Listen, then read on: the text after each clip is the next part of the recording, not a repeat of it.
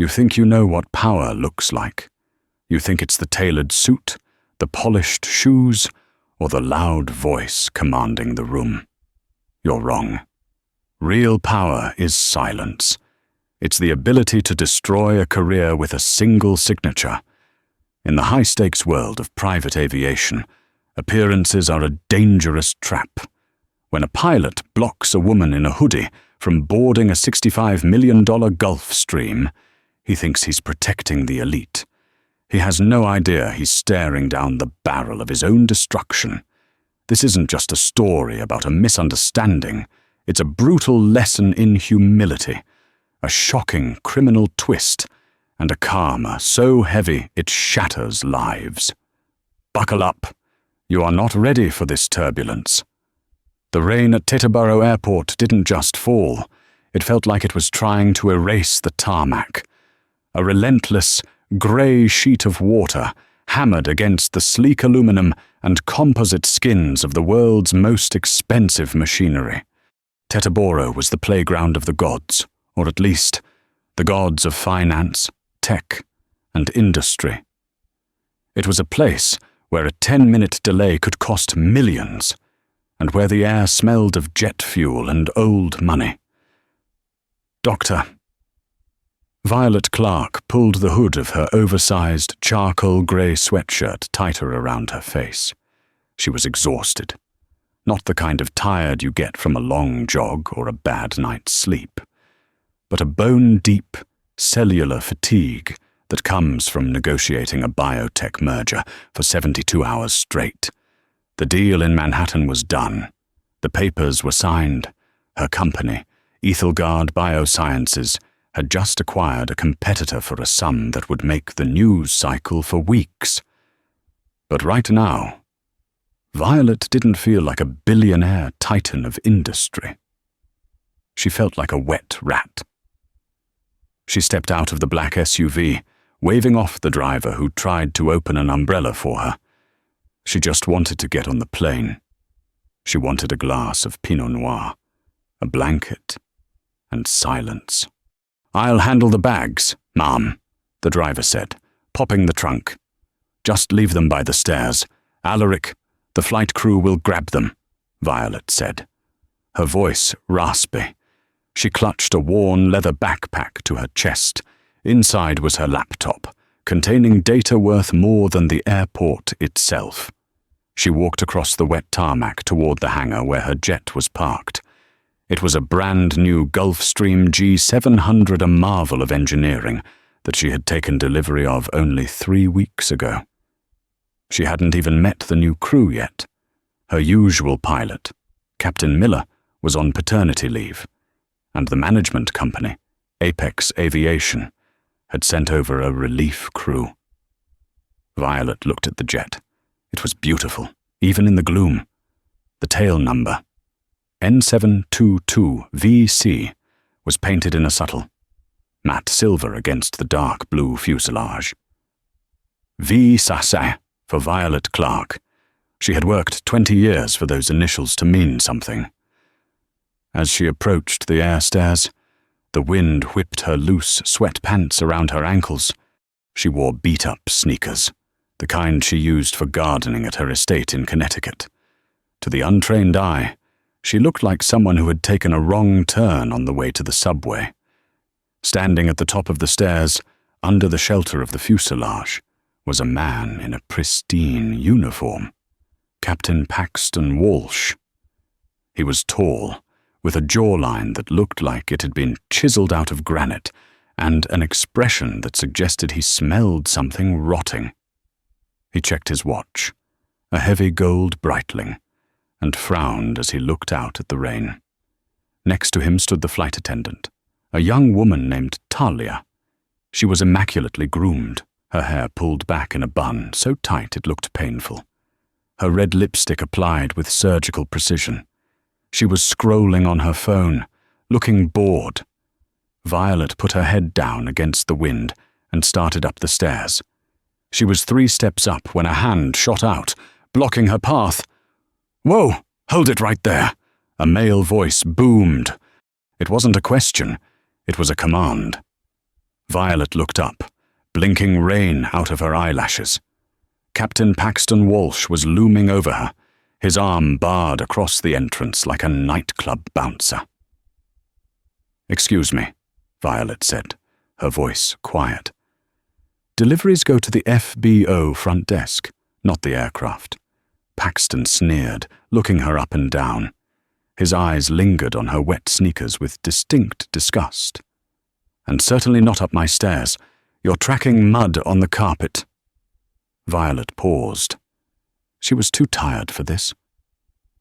She took a deep breath, trying to summon the patience that had gotten her through 3 days of boardroom warfare. "I'm not a delivery driver. I'm the passenger." Paxton let out a short, sharp laugh. He glanced at Talia, who had looked up from her phone with a smirk. "Talia, did you hear that she's the passenger?" Paxton mocked. He turned back to Violet, his face hardening. "Look, lady, I don't know how you got onto the tarmac, but you need to turn around and walk away before I call security. This is a private aircraft. It belongs to a very important client, and we are scheduled for departure in 20 minutes. We are not a shelter for the homeless, and we are not a charity ride." "I am the client," Violet stated, her voice firming up. "I am Dr. Clark," Talia chimed in, her voice high and dripping with condescension. "Dr. Clark, sweetie. The manifest says Dr. Violet Clark. That's the CEO of Ethelgard. I've seen pictures of her in Forbes. She wears Chanel suits and heels. She doesn't look like whatever this is." She gestured vaguely at Violet's soaking wet hoodie. "Maybe you're looking for the cleaning crew. They're in Hangar 4. Violet griped the strap of her backpack. The cold rain was soaking through to her skin, but a different kind of heat was rising in her chest. "My ID is in my bag," Violet said, reaching for the zipper. "If you'll just let me." "Don't reach for anything," Paxton barked, stepping down one step so he was physically towering over her. "I said leave. Now. I don't want to explain to the owner why there are wet footprints on the galley floor." "Get lost." Violet stood frozen on the stairs. The rain pummeled her back. It wasn't just the refusal. It was the sheer, unadulterated arrogance. It was the assumption that she couldn't possibly belong in this world because she wasn't wearing the costume of wealth. "You are making a mistake, Captain," Violet said, her eyes locking onto his. "A very expensive mistake." Paxton's face turned a shade of crimson. He wasn't used to being challenged. Certainly not by someone he perceived as a nuisance. He grabbed the railing, leaning in close. His breath smelled of strong coffee and mints. "Listen to me," he hissed. "I fly billionaires. I fly senators. I fly royalty. I know what they look like, and I know how they act. They don't walk up to my jet looking like they just slept in a bus station. Now, get off my stairs before I physically remove you." Violet didn't move. She stood her ground, her posture shifting from exhausted traveler to the woman who had stared down hostile shareholders. "Touch me, and you will never fly anything bigger than a paper airplane again." Paxton laughed, a cruel, barking sound. "Is that a threat from you that's rich?" He turned to Talia. "Call the FBO. Tell them we have an intruder on the ramp. Tell them to send the police." "On it," Talia said, tapping furiously on her phone, a malicious gleam in her eyes. "This is going to make a great story for Instagram." Paxton turned back to Violet. "Last chance. Walk or get dragged." At that moment, Alaric, Violet's driver, came running from the SUV, shielding his eyes from the rain. He had seen the confrontation from the car. "Doctor! Clark, Doctor! Clark!" Alaric shouted, breathless as he reached the bottom of the stairs. Is everything all right? Are they bothering you?" Paxton froze. He looked at the driver, a man in a professional livery suit, clearly a high-end chauffeur, and then back at the woman in the hoodie. "Doctor. Clark." Paxton repeated, the name tasting like ash in his mouth. Violet ignored him. She turned to Alaric. "Alaric, please bring my luggage over, and call Apex Aviation. Get the CEO, Jonathan Hayes, on the line, immediately." Alaric nodded vigorously. "Yes, Ma'am." "Right away." Violet turned back to Paxton. The silence that stretched between them was heavier than the G700 itself. Paxton's face went from crimson to a pale, sickly grey. His hand, which was still gripping the railing to block her, began to tremble slightly. Paxton stammered. But the manifest said, Dr. Violet Clark." Violet finished for him, her voice icy. "I didn't realize the manifest also specified a dress code." Talia, standing in the doorway of the plane, had lowered her phone. Her mouth was slightly open. The smugness had evaporated, replaced by a dawn of horrifying realization. "Step aside," Violet commanded. It wasn't a request. It was an order, given with the weight of a woman who owned the very metal he was standing on. Paxton moved. He didn't just move, he practically threw himself against the fuselage to clear the path, looking like he wanted to merge with the aluminum to disappear. Violet walked up the remaining stairs. She didn't look at him.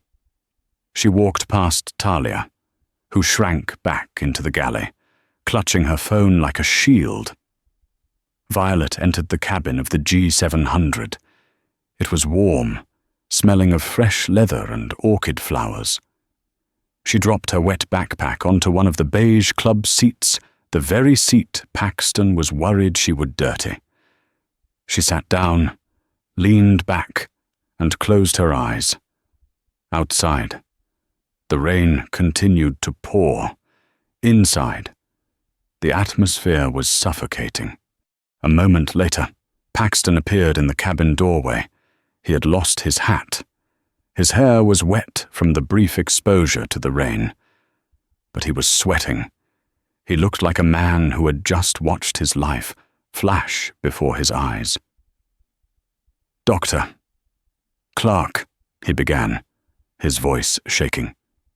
I sincerely apologize.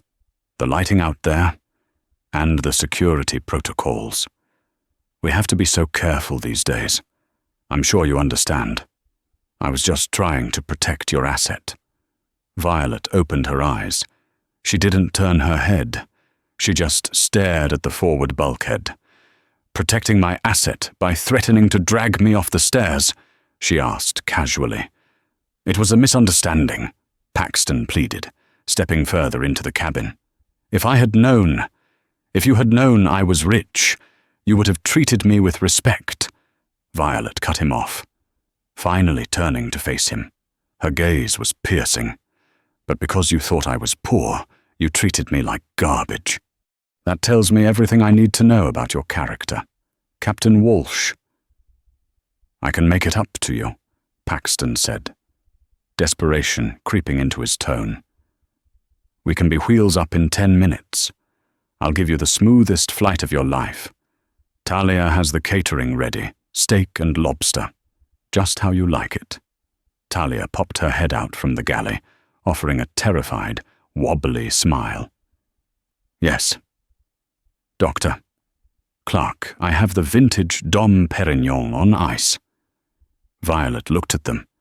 They were scrambling. They were terrified. But something felt off. Paxton wasn't just scared of losing his job. There was a frantic energy in his eyes, a bead of sweat rolling down his temple that seemed excessive, even for this situation. He was glancing at his watch again. He was looking at the cockpit door. Why was he so desperate to take off Violet's instincts, honed by years of navigating sharks in the boardroom, flared up. This wasn't just a bad employee. This was a man with a secret.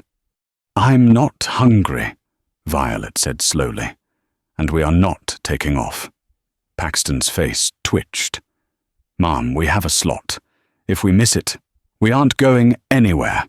"Captain," she said, "not with you flying this plane." She pulled her phone from her pocket. Alaric had sent a text, "Mister. Hayes is on the line, patching him through to you now." Her phone buzzed. She answered it on speaker and set it on the table. "Violet," the voice of Jonathan Hayes, CEO of Apex Aviation, filled the cabin. "Alaric tells me there's been an incident. I am mortified. Are you all right?" Paxton flinched at the sound of his boss's voice. "Jonathan," Violet said calmly, "I'm fine, but I need you to do something for me. Anything. Name it. I need you to fire Captain Walsh and his flight attendant, effective immediately. They are to be removed from my aircraft." The silence in the cabin was deafening. Paxton looked like he was going to vomit. Talia let out a small sob. "Consider it done," Jonathan said, his voice hard. "I'll send a replacement crew from Teterboro immediately. They can be there in an hour." "No," Paxton blurted out. He lunged forward, not toward Violet, but toward the phone. "Mr. Hayes, wait, you can't! We have to leave now. The weather is closing in." "Captain Walsh," Jonathan's voice was sharp, "you are relieved of duty. Get off the aircraft." "You don't understand," Paxton yelled, his composure shattering completely. "I have to fly this leg, I have to." Violet frowned. She stood up. This reaction was wrong. A fired pilot begs for his job, or gets angry, or storms off. He doesn't panic about flying the leg unless the destination matters more than the job. "Why?" "Paxton," Violet asked, her voice dropping to a whisper. "Why do you have to fly this leg?" Paxton looked at her, his eyes wild. He realized he had said too much. He clamped his mouth shut, his chest heaving. Violet looked past him, toward the cockpit. The door was slightly ajar. Through the gap, she could see the pilot's bag Paxton had stowed earlier. It was sitting on the jump seat, but it looked bulky. And there was a second bag next to it, a heavy, black duffel bag that didn't look like standard crew luggage. "What's in the bag?" "Paxton," Violet asked. Paxton's eyes widened. "Nothing. Personal items." "Talia," Violet said, not looking away from the captain. "Go open the cockpit bag." I can't," Talia squeaked. "Do it, or I ensure you are blacklisted from every airline in the hemisphere." Violet threatened. Talia hesitated, then scrambled past Paxton toward the cockpit. Paxton moved to stop her, grabbing her arm. "Don't touch it," he roared. Violet grabbed the heavy glass bottle of sparkling water from the table and smashed it against the armrest, shattering the bottom to create a jagged weapon. "Back off, Paxton." The shift was instantaneous. The tired woman in the hoodie was gone. The predator was out. Paxton let go of Talia. He backed up, hands raised, sweat pouring down his face. "You don't want to do this, lady. You have no idea who you're messing with." "Open it," Violet commanded Talia. Talia unzipped the black duffel bag. She gasped, recoiling, her hand flying to her mouth. "What is it?" Violet asked. Talia turned around, her face pale as a sheet. It's cash. Blocks of it. And something else. Blue packets." Violet's eyes narrowed. "Blue packets." She looked at Paxton. The arrogance was gone. The fear was gone. In its place was the cold, dead look of a man who knew his life was over. "You weren't just being a snob," Violet realized. "You were trying to keep me off the plane because you're running a delivery. You're using my jet as a mule. The air in the cabin, once smelling of expensive leather and orchids, now reeked of fear and the metallic tang of adrenaline. Violet stood between the cockpit and the cabin exit, holding the broken neck of the sparkling water bottle like a dagger. She wasn't a woman given to physical violence. Her battles were fought with hostile takeovers and intellectual property lawsuits, but the sight of the drugs had flipped a primal switch. This wasn't just bad service anymore. She was trapped in a metal tube with a high-level felon, desperate to complete a transaction. "Talia," Violet said, her voice eerily calm. "Step away from the bag. Come stand behind me." Talia, trembling so violently her teeth chattered, shuffled backward out of the cockpit. She looked at Paxton with horrifying clarity. The handsome, arrogant captain wasn't just a jerk. He was a monster who had almost made her an unwitting accomplice to international drug trafficking. "Paxton," Violet said, locking eyes with the pilot. "It's over. Jonathan is still on the line. The police are already on their way. You have nowhere to go." Paxton looked from the duffel bag to the cabin door, calculating. The mask of the suave aviator had completely dissolved, revealing a cornered, feral animal. He was sweating profusely, his eyes darting around the luxurious cabin he had defiled. "You stupid, nosy!" Paxton snarled, taking a step toward her. "You just ruined my life. Do you have any idea how much money is in that bag? Do you know the kind of people who are waiting for it in Miami?" "I don't care," Violet retorted, raising the broken glass higher. "You're not flying my plane." Paxton lunged. He didn't go for Violet. He went for the only leverage he had left. He shoulder-checked Talia out of the way, sending her sprawling into the opposite club seat, and dove into the cockpit. Before Violet could react, he slammed the reinforced cockpit door shut. The heavy thunk of the locking bolts sliding into place echoed through the fuselage. Violet rushed to the door and yanked on the handle, locked from the inside. "Paxton, open this door," she yelled, pounding on the surface. From the inside, she heard the rapid flicking of switches and the whine of avionics powering up. The cabin lights flickered and went to full bright. "Oh my God," Talia whimpered from the floor. "What is he doing?" Violet grabbed her phone from the table. "Jonathan, are you still there?" "I heard everything." Jonathan Hayes' voice crackled, panicked now. "Violet, get off the plane. Get off now. He's locking himself in. He's powering up the engines. Jonathan!"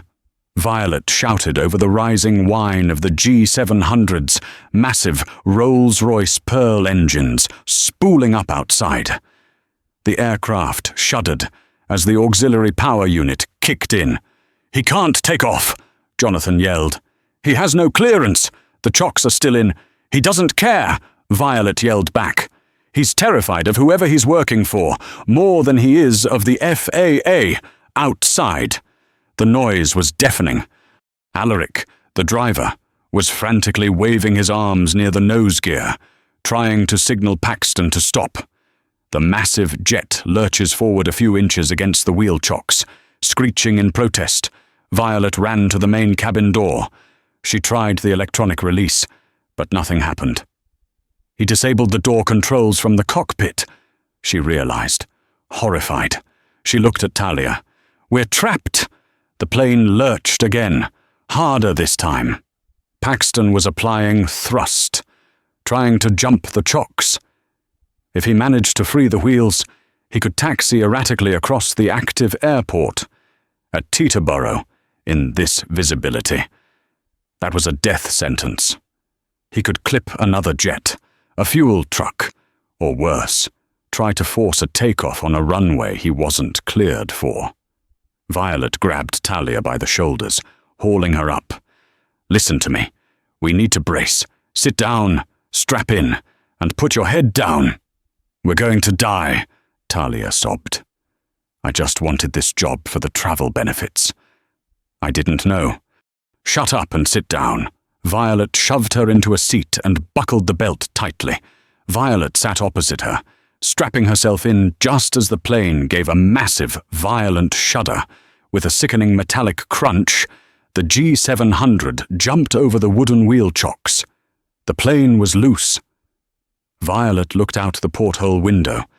They were moving slowly, turning away from the hangar, the nose swinging towards the taxiway. The rain was streaking horizontally across the glass now. Paxton's voice came over the cabin intercom, distorted and breathless. "Ladies, this is your captain, speaking due to unforeseen circumstances. We are departing immediately. Anyone tries to breach this door, I put this bird into the nearest fuel farm. Sit tight and shut up." Violet gripped the armrests, her knuckles white. She had negotiated billion-dollar mergers while running on zero sleep. She had stared down hostile Senate committees, but she had never felt helpless. Until now, she was a passenger in her own $65 million nightmare.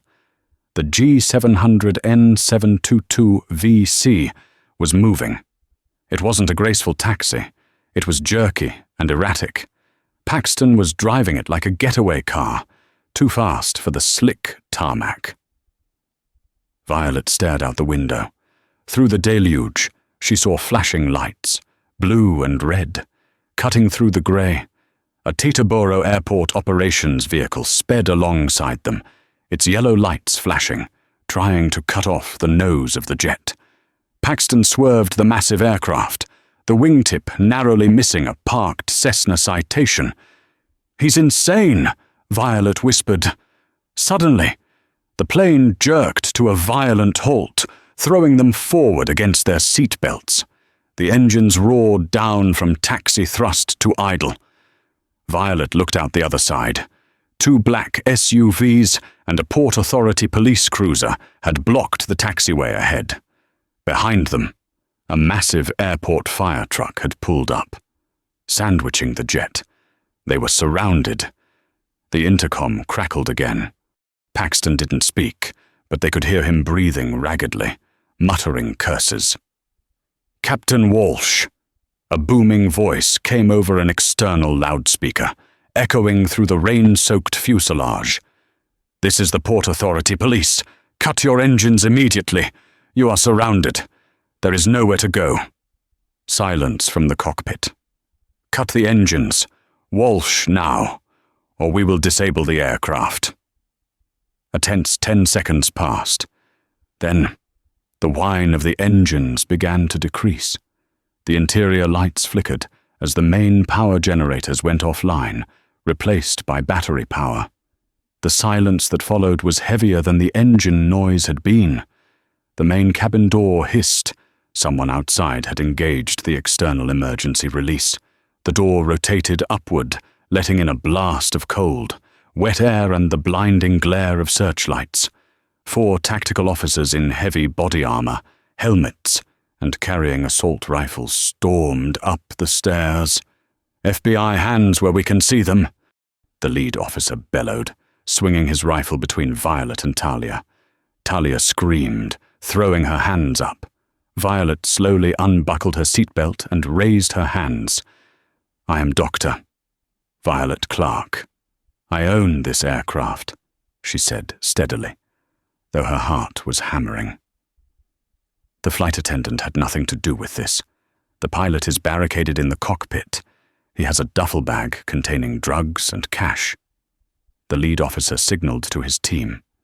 2 of them moved toward the cockpit door. The lead officer lowered his weapon slightly, looking at Violet. He recognized the authority in her voice, despite the wet hoodie. "Are you injured, ma'am?" "No, but get him out of there." The agents at the cockpit door pounded on it. "FBI, open the door. Walsh, hands on your head. Do it now." No response. "Breaching," one agent said. He produced a heavy hydraulic tool. It took 3 agonizing minutes. The reinforced door groaned and bent under the pressure before finally popping open with a loud crack. The agents swarmed into the tiny cockpit. There was shouting, a brief scuffle, the sound of something heavy hitting the instrument panel. "Stop resisting! Stop fighting!" A moment later, Paxton Walsh was dragged out of the cockpit backward. He was not the arrogant aviator on the stairs anymore. His uniform shirt was torn, his pristine hair was plastered to his sweating forehead, and his nose was bleeding. His hands were cuffed tightly behind his back. He looked wildly around the cabin as they hauled him toward the exit. His eyes landed on Violet, who was now standing, watching him with an expression of utter frigidity. "Tell them," Paxton spat, blood flecking his lips. "Tell them it's your plane. You set me up." Violet didn't even blink. "Karma is a bitch, isn't it, Paxton? You judged me on my clothes. You should have judged me on my capability." As the agents dragged him past the galley, one of them grabbed the open black duffel bag. He pulled out one of the blue-wrapped bricks. "Mother of God," the agent muttered. "That's pure fentanyl. There must be 10 kilos here, and at least $500,000 in cash." Talia gasped. Fentanyl. Enough to kill half the state. The lead officer looked at Paxton with disgust. "Traffic stop gone wrong. Buddy, you're looking at federal trafficking charges. Mandatory minimums. You'll never see the sky again." Paxton began to sob as they shoved him down the wet air stairs. It was a pathetic, wailing sound that was quickly drowned out by the rain and the police radios. Another agent approached Talia. "Ma'am, you need to come with us too. We need to ascertain your involvement." "She didn't know," Violet cut in, stepping forward. She was terrified. She cooperated with me to identify the contents of the bag. She is a witness, not a suspect. The agent nodded. "We still need to take her statement down at the station. Doctor, Clark, standard procedure." Talia looked at Violet, tears streaming down her impeccably made-up face, ruining the red lipstick. "Thank you," she mouthed. They led Talia away, leaving Violet alone in the cabin with the lead FBI agent and the debris of the encounter, the broken glass on the floor, the scuffed leather. "Doctor, Clark," the agent said. "We're going to need to impound the aircraft as a crime scene. It's going to be a long night. We need your statement." Violet nodded slowly. The adrenaline was fading, leaving her feeling heavy and incredibly cold in her wet clothes. "I understand," she said. She walked to where her backpack was still sitting on the beige club seat, untouched amidst the chaos. She picked it up. She walked to the door of her beautiful, violated $65 million jet. The rain had slowed to a drizzle. The tarmac was a sea of flashing blue and red lights. She could see Paxton being shoved into the back of a cruiser, his golden career incinerated in less than an hour. Violet stepped out onto the stairs. Alaric was there, holding a large umbrella. He looked frantic. "Doctor, Clark, are you all right? I called Mr. Hayes. I called your legal team." Violet took a deep breath of the jet fuel-scented air. It tasted clean compared to the atmosphere inside the plane. "I'm fine. Alaric," she said, pulling her hood up again. "Take me to the police station. I have a story to tell." The holding room at the Port Authority Police Department was a stark contrast to the plush interiors of the Gulfstream G700. It smelled of stale coffee, floor wax, and misery. Violet sat at a metal table, her hands wrapped around a styrofoam cup of lukewarm water. She had finally shed the wet hoodie, replacing it with a dry, oversized NYPD t-shirt a kind officer had lent her while her clothes dried. Even in a borrowed t-shirt, she radiated an aura of untouchable authority. The door opened, and a man in a sharp charcoal suit entered.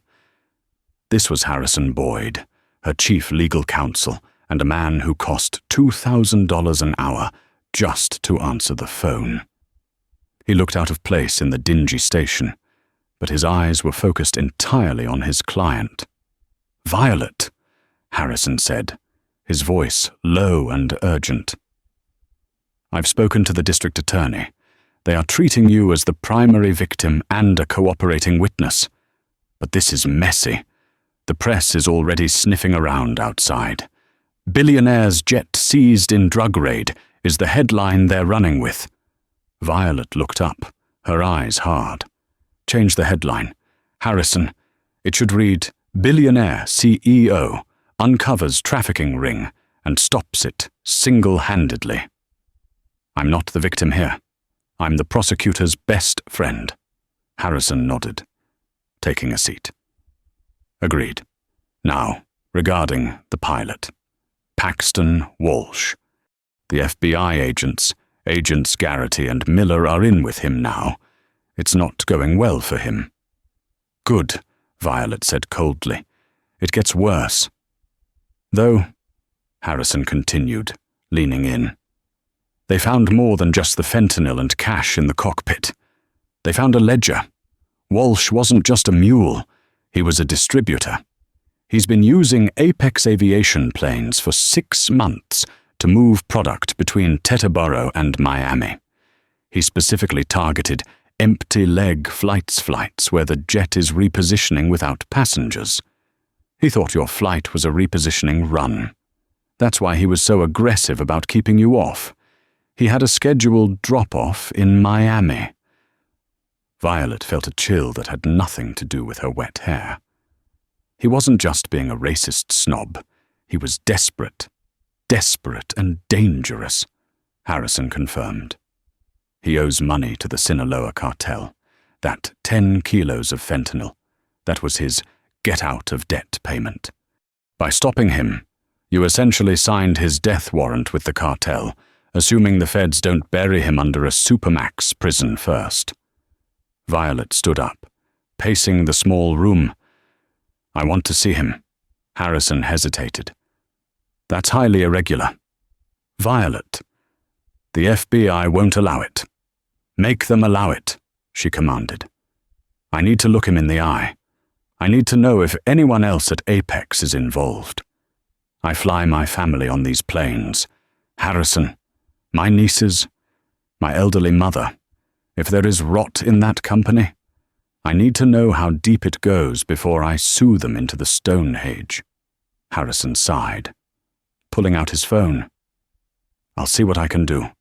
10 minutes later, Violet stood behind the one-way mirror of Interrogation Room B. The audio feed crackled into the observation booth. Inside, Paxton Walsh looked like a shattered man. He was handcuffed to the table, his pristine uniform now stained with sweat and dirt.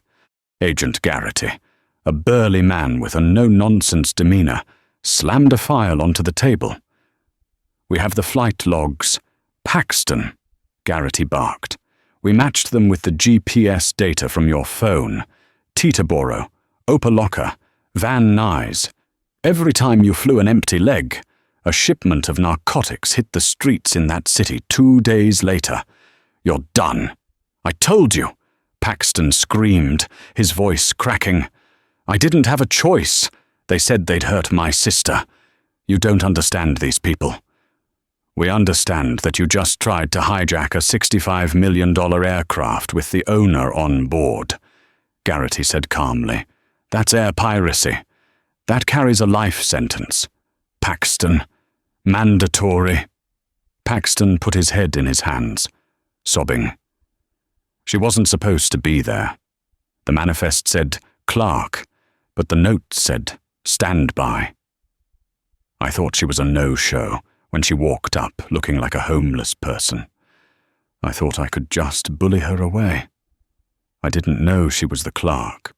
I didn't know she was the one who bought the jet." In the observation booth, Violet crossed her arms. "He profiled me," she murmured to Harrison. He saw a black woman in a hoodie and assumed I was powerless. He bet his life on that assumption. And he lost, Harrison replied. Inside the room, Paxton looked up, his eyes wild. I can give you names, I can give you the ground crew. There's a guy at the FBO. He loads the bags. He's the one who bypassed the security screening for the duffel bag. His name is Gary. Gary who? Garrity pressed. Gary, I don't know his last name. He works the night shift on the ramp. He took $5,000 to look the other way. Paxton blurted out. Violet turned to the FBI agent standing next to her in the booth. You need to pick up the ramp agents at Apex. Tonight. Before they realize Paxton has been caught, and scrub the security footage. The agent nodded and spoke into his radio. Dispatch. Roll units to Apex Hangar 4. Secure all ground personnel. Violet looked back at Paxton one last time. He was shaking, snot running down his nose, begging for a deal. The arrogant captain who had looked at her with such disdain was gone. In his place was a terrified criminal, realizing that his elitism had been his undoing. Let's go, Violet said, turning away from the glass. I have a company to destroy. The sun rose over Manhattan, casting a golden light on the steel canyons of the city. But for the board of directors of Apex Aviation, it was the darkest morning of their lives. Violet Clark didn't go home to sleep.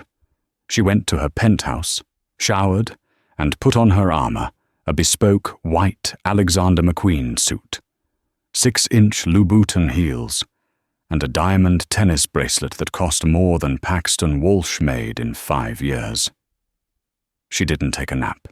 She took a triple espresso and called an emergency meeting.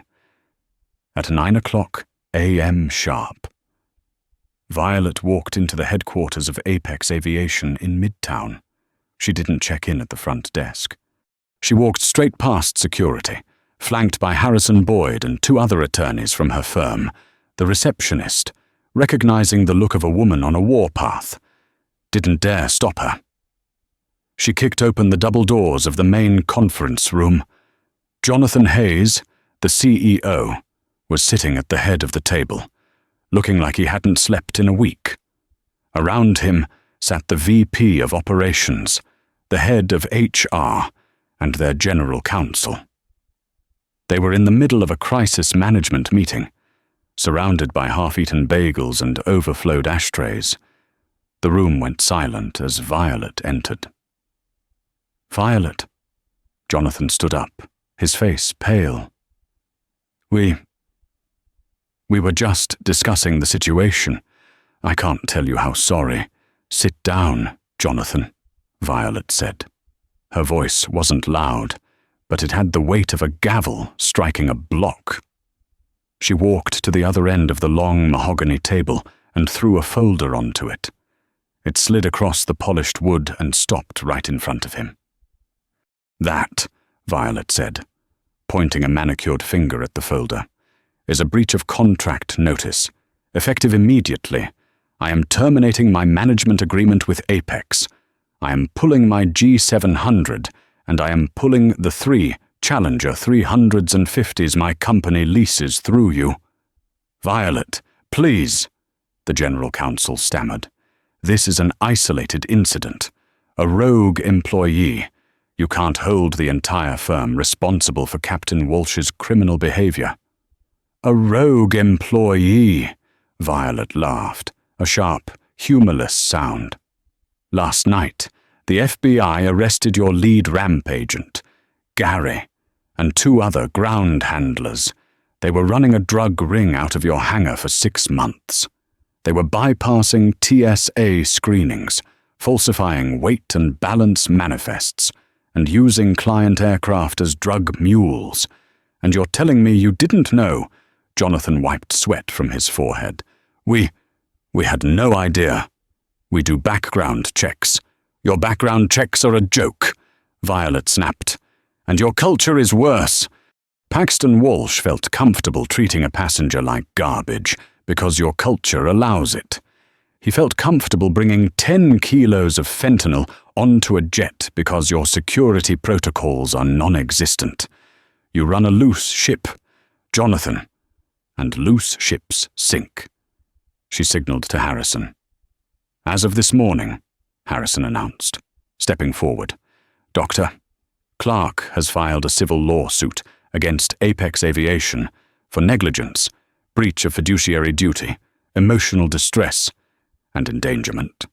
We are seeking $150 million in damages. The color drained from the faces of the board members. $150 million would bankrupt the company. You can't do that, the VP of Operations whispered. That will kill us. That's the point, Violet said, leaning her hands on the table. I don't just want my money back. I want you out of business. I want to ensure that no pilot you hire ever flies again. I want to ensure that your logo is synonymous with incompetence and criminality. She looked at Jonathan, who had slumped into his chair, defeated. You had one job. Jonathan, she said softly. Safety. You failed. And when your pilot saw me, he didn't see a client. He saw a stereotype. And because your company didn't teach him any better, he's going to prison, and you're going to the poorhouse. Violet turned to leave, but stopped at the door. Oh, and one more thing, she said, looking back over her shoulder. I'm buying the debt on your hangar lease at Titterboro. The bank agreed to sell it to me this morning. You're being evicted. You have 30 days to clear out your equipment. She walked out, the click-clack of her heels echoing like gunshots in the silent office. The morning sun over Manhattan didn't just rise. It felt like a spotlight turning on. For Violet Clark, sleep had been a cursory 3-hour affair, a mere blink between the chaos of the tarmac and the war room of her penthouse.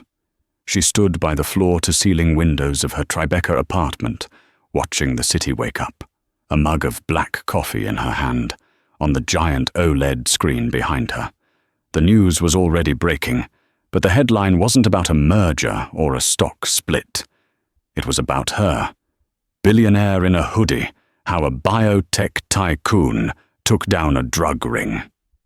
The footage was grainy, shot from a distance by a news chopper that had arrived just as Paxton Walsh was being shoved into the back of a squad car. But the internet, faster and more ruthless than any news network, had already found the real gold. Alaric, her driver, had uploaded the cell phone video of the initial confrontation on the stairs. It had 18 million views in 6 hours. The world watched as Captain Paxton Walsh, sneering and arrogant, blocked a woman he thought was a nobody from her own $65 million jet. They watched him mock her clothes. They watched him threaten her. And then, in a delicious, cinematic twist, they watched the FBI drag him away in handcuffs while Violet stood untouched, a titan in sweatpants. Violet turned away from the screen. The court of public opinion had already convicted Paxton Walsh. Now, it was time for the court of law and the brutal reality of business to finish the job. Harrison, she said into her phone, her voice crisp. Are the papers ready? Filed at 8:00 a.m. sharp. Harrison Boyd's voice came through, sounding as energized as a shark smelling blood. We've served Apex Aviation with a breach of contract, negligence, and a civil suit for emotional distress and reputational damage. We're asking for $150 million. But Violet, the lease agreement you asked about, it's even better than we thought. Tell me, she commanded. Their hangar lease at Teterboro has a criminal activity clause. The moment the FBI seized that fentanyl on their property, the landlord had grounds to terminate. I've already spoken to the holding company. They are horrified. They want Apex out. Buy it, Violet said. "Buy the debt on the lease. I don't want them evicted by a landlord. I want them evicted by me." 2 hours later, the glass doors of Apex Aviation's Midtown headquarters swung open. The receptionist looked up, ready to offer a polite greeting, but the words died in her throat. Violet Clark didn't walk in. She swept in like a storm front. She was no longer wearing the grey hoodie. She was armoured in a white Alexander McQueen power suit that cost more than the receptionist's car. Her hair pulled back in a severe, elegant twist. Flanking her were Harrison Boyd and 3 junior partners, all carrying thick leather binders. They didn't stop at the desk. They marched straight to the boardroom where Jonathan Hayes and his executive team were huddled in a panic. Violet kicked the door open. The heavy wood slammed against the stopper with a sound like a gunshot. "Violet!" Jonathan Hayes jumped up, spilling coffee on his tie. He looked like a man who had aged 10 years overnight. We were just drafting a statement, an apology, a full refund of your management fees for the year." "Sit down, Jonathan," Violet said, her voice terrifyingly calm. She didn't take a seat. She stood at the head of the table, looking down at the men who had been happy to take her millions while letting criminals run their fleet. "A refund." She let out a short, dry laugh. "You think this is about money? You think you can write a check and make me forget that I was locked in a metal tube with a desperate felon? You think I'll forget that your culture of arrogance almost got me killed?" She motioned to Harrison, who slid a thick document across the polished mahogany table. It stopped inches from Jonathan's trembling hands. "That is a notice of termination for every single aircraft I own, or lease through Apex," Harrison stated. "Doctor, Clark is pulling the G700, the 2 Challengers, and the Global 6000. That represents 40% of your charter fleet." "You can't do that immediately," the General Counsel stammered, trying to find some footing. "There are notice periods. Read page 4. Violet cut him off.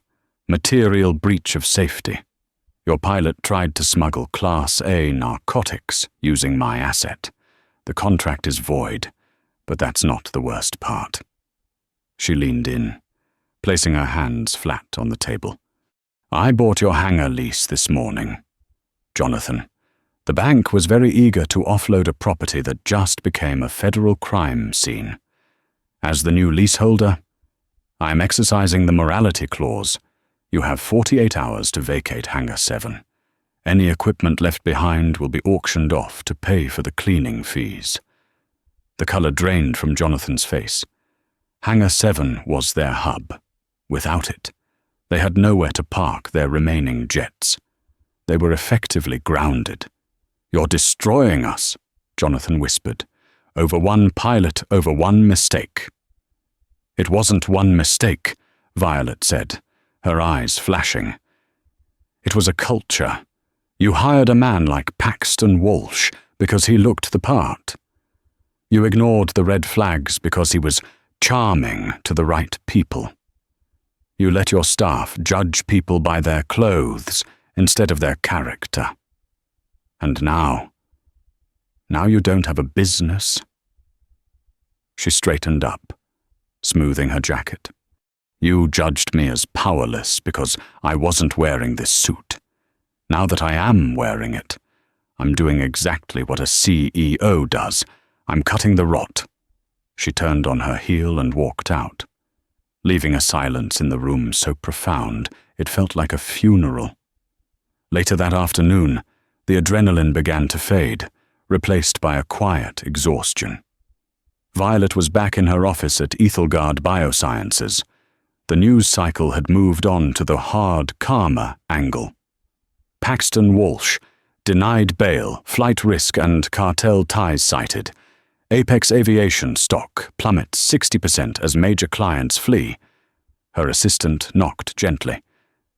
"Doctor, Clark." There's a young woman here, Talia. She says she was the flight attendant. Violet looked up from her iPad. Send her in. Talia entered tentatively. She looked nothing like the polished, terrified doll from the plane. She wore jeans and a simple sweater, her face scrubbed clean of makeup. She looked younger and incredibly fragile. Dr. Clark, Talia began, her voice shaking. I know I shouldn't be here. I wanted to thank you. The FBI agent told me that your statement is the only reason I'm not in a cell right now. You told them I was coerced. You were, Violet said, her tone softening. She gestured to a chair. Sit down. Talia. Talia sat on the edge of the seat, clutching her purse. I'm done with flying. I can't do it. Every time I see a plane, I feel sick. I just wanted to see the world. You know I didn't sign up for that. What will you do? Violet asked. I don't know, Talia admitted, tears welling up. My name is all over the news. The flight attendant on the drug plane. Who's going to hire me? I have a marketing degree, but I feel like my life is over. Violet studied her.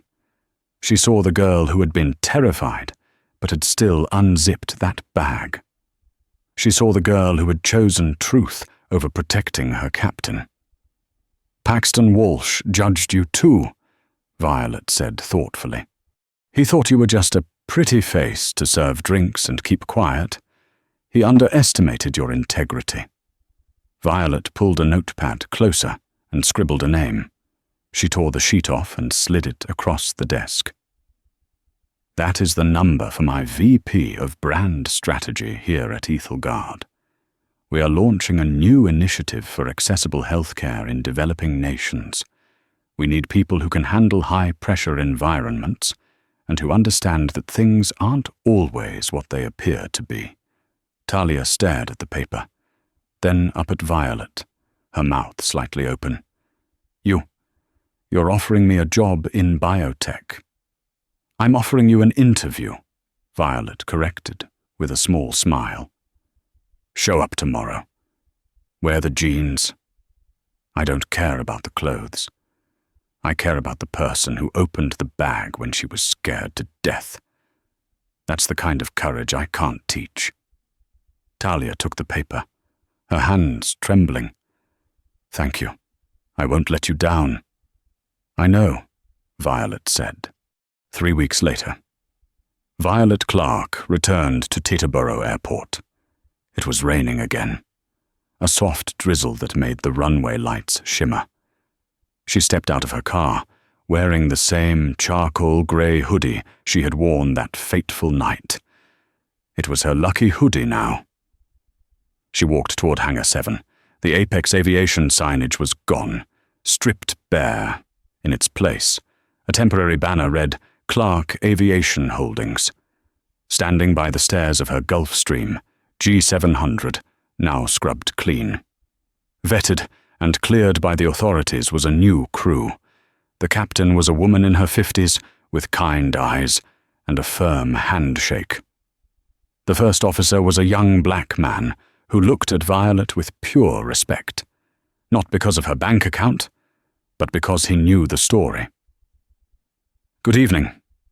Dr. Clark, the captain said, smiling warmly. We're fueled and ready for London. No rush. We fly on your time. Violet paused at the bottom of the stairs. She looked back at the empty spot on the tarmac where Paxton had tried to block her path. The ghost of that arrogance was gone, washed away by the rain and the truth. She looked down at her sneakers, then up at the jet that was finally, truly hers. Let's fly, she said. She walked up the stairs, not as a passenger, but as the owner of the sky. And that is how Dr. Violet Clark turned the ultimate disrespect into a masterclass in justice. She didn't just fire a bad employee, She dismantled a criminal enterprise and proved that true power doesn't need to shout to be heard. Paxton Walsh is currently serving a 20-year sentence, proving that when you judge a book by its cover, you might just get crushed by the library. If you enjoyed this story of karma, high-stakes justice, and the power of knowing your worth, please like this video and subscribe to the channel. We bring you the most dramatic, real-life inspired stories every week. Share this with someone who needs a reminder that the underdog or the billionaire in the hoodie always bites back. Thanks for watching, and fly safe.